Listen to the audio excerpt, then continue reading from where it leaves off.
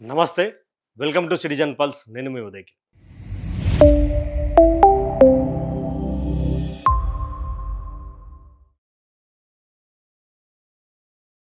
జై శ్రీరామ్ అన్నటువంటి హిందువుల మీద అఘాయిత్యాలు చేస్తూ మహిళ ఒంటరిగా కనిపిస్తే వానికి ఏమైనా తృణమూల్ కాంగ్రెస్ వానికి ఏమైనా చెయ్యాలి అనిపించినా వానికి ఏదైనా మూడ్ స్వింగ్స్ మారినా హిందూ మహిళలే బలిగా జరిగేటువంటి రాక్షస పాలన మమతా బెనర్జీ అంటూ కూడా రాజకీయ విశ్లేషకులు బయటకు వచ్చి మాట్లాడుతూ ఉన్నారు. దానికి సంబంధించినటువంటి ఒకసారి వినండి. అంటే అక్కడ ఎలా ఉంటుంది, ఆ సిచ్యువేషన్ ఎలా ఉంటుందో ఒకసారి చూసి వినే ప్రయత్నం చేయండి. भाजपा का जो बटन होता है ना ईवीएम मशीन का, उन लोग उस बटन में चिन्ह होगा सिंबल का, तो उसमें इत्र लगा देता है और बाहर निकलने के बाद हाथ सूखता है। ओ भाई साहब, हाथ सूखता है। सूखने के बाद अगर घ्राण आए तो उनको मारता है। ऐसी అయితే కొంత మ్యూజిక్ వైలేషన్స్ వల్ల మొత్తం వినిపించలేకపోతా ఉన్నా. అయితే అక్కడ ఏమంటా ఉన్నారు, అక్కడ ఉన్నటువంటి ఈవీఎం ఏదైతే మిషన్లు ఉన్నాయో ఆ యొక్క ఈవీఎం మిషన్లలో భారతీయ జనతా పార్టీకి సంబంధించినటువంటి బటన్ ఉంటుంది కదా, ఆ బటన్ దగ్గర ఇత్తరు పెడతారు.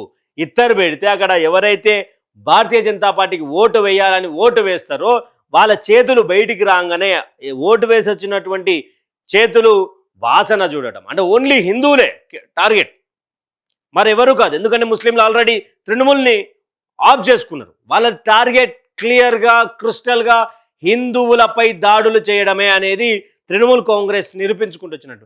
భారతీయ జనతా పార్టీకి ఓటేసిన తర్వాత వాసన వస్తే వాడిని అక్కడికక్కడే చంపేస్తారు. అందుకే భారతీయ జనతా పార్టీకి సంబంధించినటువంటి నాయకులు ఇక్కడ గెలవరు అని చెప్పి రీసెంట్గా చూసాం.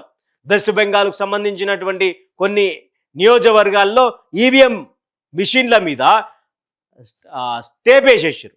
అంటే గవర్నమెంట్ అధికారులు కూడా అమ్ముడుపోయారు, అక్కడ ఉన్నటువంటి మానిటరింగ్ సిస్టమ్ కూడా అమ్ముడుపోయింది అనే దానికి నిదర్శనం. మమతా బెనర్జీ చేసినటువంటి అరాచకాల మీద, హిందూ ఆడబిడ్డల మీద జరిగినటువంటి మానభంగాల మీద ఏ సెక్యులర్ కూడా మాట్లాడినటువంటి సందర్భం, ఏ సెక్యులర్ కూడా ఖండించినటువంటి సందర్భం. ఈ యొక్క లెఫ్ట్ అని చెప్పి మాట్లాడేటువంటి ఎవరైతే ఉన్నారో ఆ లెఫ్ట్ అనే సిస్టమ్ ఎప్పుడు కూడా మమతా బెనర్జీని ప్రశ్నించడమే కాకుండా ఒక ఆడామెను, ఒక మహిళను ఓడగొట్టడానికి ఇంతమంది ఎందుకు అనే కోణంలో ప్రశ్నిస్తున్నటువంటి సోషల్ మీడియా చెత్తగాలకు అడుగుతా ఉన్నా. అక్కడ జరిగేటువంటి మారణకాండ, అక్కడ హిందూ బిడ్డల మీద జరిగేటువంటి అఘాయిత్యాల మీద మీకేమైనా తెలుసా? వాళ్ళు పడుతున్నటువంటి బాధలు మీకు తెలుసా? దానికి సంబంధించినటువంటిది అంటే సోషల్ మీడియా ఉన్నది మెసేజ్ చేద్దాం అనే కోణంలో కాకుండా ఇంకొక ఓటు వేసి బయటికి వచ్చేటువంటి మహిళ ఏం మాట్లాడుతుందో వినండి. इंतजाम ठीक था? ठीक है, एकदम फर्स्ट क्लास। और हम चाहते हैं मन खोल के कम से कम कह सके जय श्री राम। बहुत हो गया, मर रहे हम इस शहर में। अरे गुस्सा क्यों हो रही है दीदी? बात तो करते जाओ, आप बोलो जो बोलो। क्या बोले? गलत आपने हम अल्लाहू अकबर बोल सकते हैं लेकिन जय श्री राम नहीं बोल सकते। क्या गुनाह किया है हमने? हिंदू हो गए। అయితే ఓటు వేసి బయటికి వచ్చినటువంటి తరుణంలో పూర్తి స్థాయిలో ఎలా ఉంది? ఇన్ని సంవత్సరాల తర్వాత ఓటేశారు కదా, ఎలా అనిపిస్తుంది? ఏం చెప్పాలనుకుంటున్నారంటే, బరాబర్ ఇప్పుడైనా మా గుండె తెరిచి మా గొంతు విప్పి జై శ్రీరామ్ అనే నినాదం ఇవ్వాలనుకుంటున్నాం. అంటే ఎందుకు అని రిపోర్టర్ అడిగినటువంటి ప్రశ్న, ఎందుకు అలా అనుకుంటున్నారు, ఎప్పుడు అనలేదా అంటే, గొంతు మీద కత్తి పెట్టి అల్లాహు అక్బర్ అనమని అంటే కూడా మీరు అనమంటే అనాలా? గొంతు తెరిచి జై శ్రీరామ్ అని మా దేవుని మేము పిలుచుకునేటువంటి ఆ యొక్క స్వేచ్ఛ కూడా మాకు లేదా అన్న విధంగా మాట్లాడి ఈ ప్రకాష్ రాజ్ లాంటి వాళ్ళు, ఈ లెఫ్ట్ ఎకో సిస్టమ్ ఏదైతే ఉందో దీని మీద మాట్లాడారే. అసెంబ్లీ రౌడీ సినిమాలో ఏదైతే ఉందో, అసెంబ్లీ రౌడీ సినిమాలో బాక్సులు ఎత్తుకపోయి ఓట్లు వాళ్ళ కాలేసుకొని వీళ్ళకి ఇంకులు అందించుడు. మరి ఇది ఎక్కడి స్వేచ్ఛ? మరి దీని మీద మాట్లాడారేమే. మీ యొక్క లెఫ్ట్ ఎకో సిస్టమ్ని కొట్టి ఆమె తన సామ్రాజ్యాన్ని నిర్మించుకుంది కదా, ఎక్కడ కనిపిస్తలేరేమో సిపిఐ వాళ్ళు. ఆమెకు ఎదురు తిరిగినటువంటి నాయకులంతా ఎక్కడ పోయిర్రు? కనుమరుగా ఎందుకు అయ్యిర్రు? బెంగాల్ ఫైల్స్ అనేది సందేశ్ కలి ఒకటే కాదు, ఆర్జికర్ సంబంధించినటువంటి ఏదైతే ఉందో దానికి సంబంధించినటువంటి విషయంలో కూడా అక్కడ విద్యకు కొంత భాగం 5 to 6% కూడా ఉండదు. వైద్యానికి 1 to 2% కూడా ఉండదు. కానీ మదర్సాలకు పెద్ద ఎత్తున వేల కోట్ల రూపాయలను కట్టబెడుతుంది టీఎంసీ ప్రభుత్వం అనేది పెద్ద ఆరోపణ. ఎందుకు వన్ సైడ్గా అక్కడ ఇండియన్ ముస్లిమ్స్ కాకుండా బంగ్లాదేశ్ చొరబాటుదారులను తీసుకొచ్చి అక్కడ ఎవరైతే టీఎంసీకి సపోర్ట్ చేయరో, ఎవరైతే టీఎంసీకి ఓటు అయ్యారో, ఎవరైతే టీఎంసీ జెండా పట్టుకోరో వాళ్ళని రాత్రి వాళ్ళ ఇండ్ల మీద దాడి చేస్తూ ఆ బిడ్డల మానభంగాలు చేసినటువంటి చరిత్ర వెస్ట్ బెంగాల్లో ఉన్నది. ఎందుకని ఈరోజు 5 రాష్ట్రాల ఎన్నికలు జరుగుతుంటే సిఆర్పిఎఫ్, పోలీసులు, జవాన్లు అంతా కూడా ఒక కట్టుదిట్టమైనటువంటి భద్రత వెస్ట్ బెంగాల్ ఎందుకు ఇస్తున్నారు? అసలు భారత్లోనే ఉన్నదా వెస్ట్ బెంగాల్ అనే కోణంలో ఎందుకు తీసుకొచ్చారు?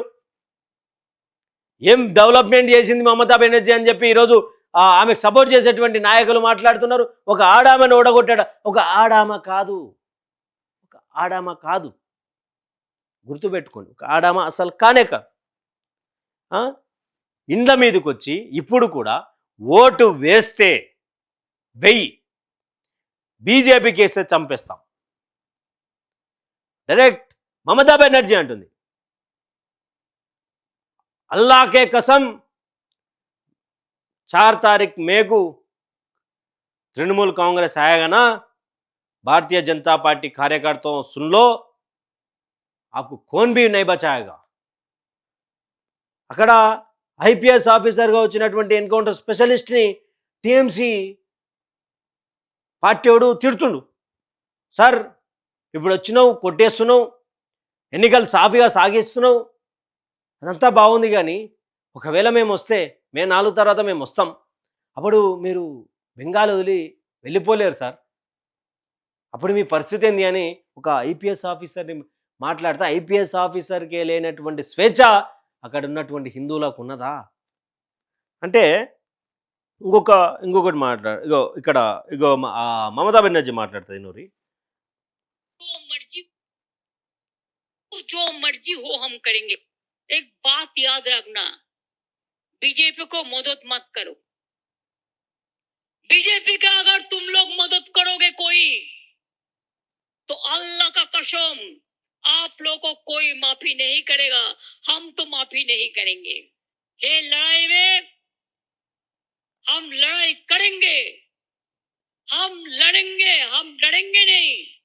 जो काफिर है, जो कापुरुष है, वो डरते हैं, वो मरते हैं. जो लड़ते हैं वो పూర్తిగా మమతా బెనర్జీ మాట్లాడినటువంటి మాటలు విన్నారు. బీజేపీ పార్టీకి మద్దతు ఇవ్వకండి, బీజేపీ పార్టీకి మద్దతు ఇచ్చినట్టు తెలిస్తే తర్వాత అల్లాకే కసం మిమ్మల్ని ఎవడు క్షమించడు, నేను అసలే క్షమించను. తర్వాత ఈ వరకు సరే ఒక స్టేట్మెంట్, ఆమె ఒక రిలీజన్కి కట్టుబడి ఉంది అని చెప్పేసి, అంటే ఏ విధంగా కట్టుబడి ఉంది, అసలు ఎందుకు ముస్లింలకు సపోర్ట్ చేస్తుంది అనేది పక్కన పెడదాం. కాఫీర్ లోగులు ఈ యొక్క యుద్ధంలో కాఫీర్లకు చూసి భయపడే ప్రసక్తి లేదు. లడాయి కరింగే నై డరింగే అని మాట్లాడుతున్నారు. మరి మమతా బెనర్జీ కాఫీరా లేక ముస్లిమా? ఈ ప్రశ్న ఈ వీడియో తర్వాత ఎన్నో ప్రశ్నలకు విత్తనం పోసింది, ఆవిరి పోసింది. తర్వాత అంటే ఈమె మాటలు చూడురి, ఇగో ఇంకొక ఆయన మాటలు చూడురి. दर्द के साथ कहना पड़ रहा है कि मैं इसे फाड़ के ना आग लगा दूं, लेकिन मेरी जमीन इजाजत नहीं देती कि मैं अपने भगवान को फाड़ दूं. लेकिन अपने इस भगवान से शिकायत करता हूं कि मोदी, अगर तू श्री कृष्ण की अवतार में आया है, यदा यदा ही धर्मसते ग्लानि भवति भारत है अभी उत्थानमधर्मसते तदात्मनाम सुजाम्यहम्. तो तुझे सौगंध है श्री कृष्ण की कि बंगाल में फौजी शासन लागू कर, एक एक आदमी को ढूंढ, चौराहे पे फांसी दे दे. जिनके सामने मेरी माँ बहन बेटियों का बलात्कार हो रहा है, जिनके सामने मेरी मंदिरों का विध्वंस किया जा रहा है. इंदिरा काल में होता तो मान लेते, नेहरू काल में होता तो मान लेते, सोनिया के समय में होता तो मान लेते. अरे जिसे मैंने भगवान कृष्ण मान करके अपने सीने में बिठा रखा था, उसके समय में ऐसी पीड़ा कश्मीर से भागने में तो हमें उतना दुख नहीं हुआ जो दुख ये बंगाल में पलायन होते हुए देख रहा हूँ. విన్నారా? అంటే ఏమని మాట్లాడుతున్నా పెద్ద మనిషి అంటే, మోడీ నిన్న ఒక కృష్ణునిలా ఓ రామునిలా చూస్తున్నాం. ఈరోజు ఈ యొక్క వెస్ట్ బెంగాల్ని కాపాడాలి అంటే ఆ రోజు ఇందిరాగాంధీ సమయంలో కానీ, రాజీవ్ గాంధీ సమయంలో కానీ, సోనియా గాంధీ సమయంలో కానీ, కాంగ్రెస్ పార్టీ ఉన్నటువంటి సమయంలో జరిగినాయి అంటే ఆ రోజు మేము కాంగ్రెస్ పార్టీ కొంత రిలీజియన్కి సంబంధించినటువంటి పార్టీ, మేము ఏం చేయలేకపోతుండే. ఈరోజు నీ కాలంలో జరుగుతున్నది. నా ఇంటికి వచ్చి నా ఆడపిల్లలను, నా తల్లిని, నా అమ్మను, నా పిల్లాన్ని అందరినీ కూడా మానభంగం చేస్తుంటే కూడా గాజులు వేసుకొని కూర్చున్నాం. ఈరోజు మమతా బెనర్జీని ఓడగొట్టే సత్తా నీకున్నదా? ఒక్కసారి భారతీయ జనతా పార్టీ బెంగాల్లో రావాలి అని చెప్పేసి హిందువులు ఈరోజు గొంతెత్తి మాట్లాడుతున్నారు. ఇది కదా ఐక్యత అంటే, ఇది కదా హిందువుల మీద జరుగుతున్నటువంటి దాడులు అంటే. కన్నీళ్ళ పర్యంతమై మాట్లాడుతున్నటువంటి సందర్భం. మమతా బెనర్జీ ఈరోజు హిందువులకు చంపమని చెప్పేసి మదర్సాలలో ఉన్నటువంటి పిల్లలకు ట్రైనింగ్ ఇప్పిస్తుంది. అక్కడ ముస్లిం యువకుడు మాట్లాడుతూ అంటాడు, అయ్యా మాకు మమతా బెనర్జీ ఏం చేయలే, మమతా బెనర్జీ ముస్లింలకు ఏం చేయలే, బట్ మమతా బెనర్జీ మాకు ఏం చేసింది అంటే హిందువులు కనిపిస్తే, కాఫీర్లు కనిపిస్తే కొట్టి చంపండి, మానభంగాలు చేయండి అని అది నేర్పించింది మాకు మమతా బెనర్జీ అని చెప్పేసి ఈ డైరీ ఆఫ్ బెంగాల్ ఫైల్స్లో ఈరోజు సిటిజన్ పల్స్ నిరూపిస్తుంది. ఇంత అరాచకమా, ఇంత క్రూరంగానా? కాఫీర్ అనే పదం ఎవరు వాడిరు? మమతా బెనర్జీ వాడింది. అల్లాహ్ కసం అని చెప్పి ఎవరు వాడిరు? ఎవరిని భయపెడుతున్నది? హిందువులను భయపెడుతూ ఉన్నది, ముస్లింలకు మద్దతుగా. ఒక్కసారి వెస్ట్ బెంగాల్లో బీజేపీ వస్తే పరిస్థితి ఏంటో మీ అభిప్రాయాన్ని కామెంట్ సెక్షన్లో కామెంట్ చేయండి. ఆర్జీకర్ అమ్మాయి చనిపోతే వాళ్ళ అమ్మకు బీజేపీ టికెట్ ఇచ్చింది, అక్కడ ఆమె గెలిచే తీరాలి. ఈరోజు స్వచ్ఛందంగా స్వేచ్ఛగా బయటకు వచ్చి ఓటేసారు. ఇలాంటి పరిస్థితులు కొంత గందరగోళమైనటువంటి పరిస్థితులు ఉంటాయి. బట్ ఇలాంటి రాక్షస పాలనకు ముగింపు పలుకుతుందా లేదా అనేది మే 4 తారీఖు వరకు వెయిట్ చేయాలి. చూస్తూనే ఉండండి సిటిజన్ పల్స్. మీ యొక్క అభిప్రాయాన్ని తప్పకుండా కామెంట్ సెక్షన్లో కామెంట్ చేయండి.